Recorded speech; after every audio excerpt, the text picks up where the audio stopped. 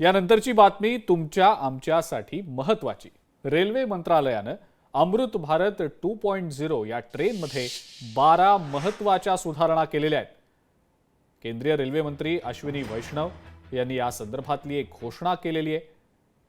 पुढच्या 2 वर्षांमध्ये integral coach factory म्हणजे ICF इथं 50 आणखी गाड्या तयार केल्या जाणार असल्याचं अश्विनी वैष्णव यांनी सांगितलेलं आहे।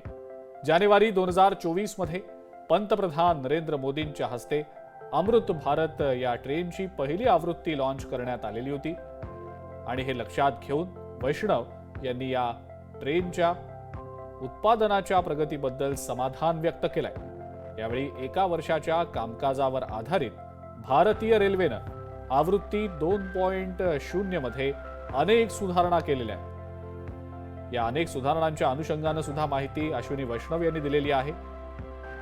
या सगळ्या नवीन गाड्या कमी आणि मध्यम उत्पन्न असलेल्या कुटुंबांना आरामदायी अनुभव देण्यासाठी डिझाईन केल्याचं सुद्धा रेल्वे मंत्री अश्विनी वैष्णव यांनी सांगितलं। अमृत भारत 2.0 या गाड्यांच्या सामान्य म्हणजे जनरल डब्यांमध्ये सुद्धा चार्जिंग पॉइंट्स असणार आहेत, मोबाईल स्टँड असणार आहेत आणि बॉटल होल्डरचे स्लॉट सुद्धा दिले गेलेले आहेत। ही वैशिष्ट्ये तर आहेतच, मात्र या व्यतिरिक्त स्वस्त आणि लांब पल्ल्याच्या प्रवासाची सुविधा या रेल्वे गाड्या आता भारतीयांना देणार आहेत असं अश्विनी वैष्णव यांनी सांगितलेलं आहे।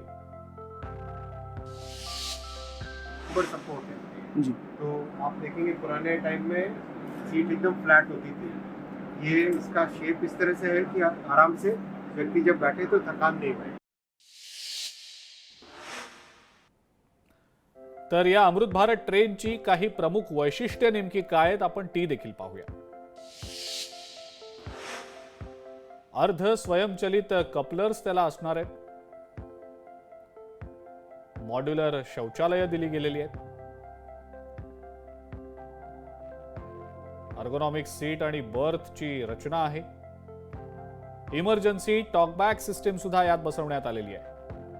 वंदे भारत या ट्रेन्स प्रमाणेच ॲडव्हान्स लाईट्सची सिस्टीम देखील आहे।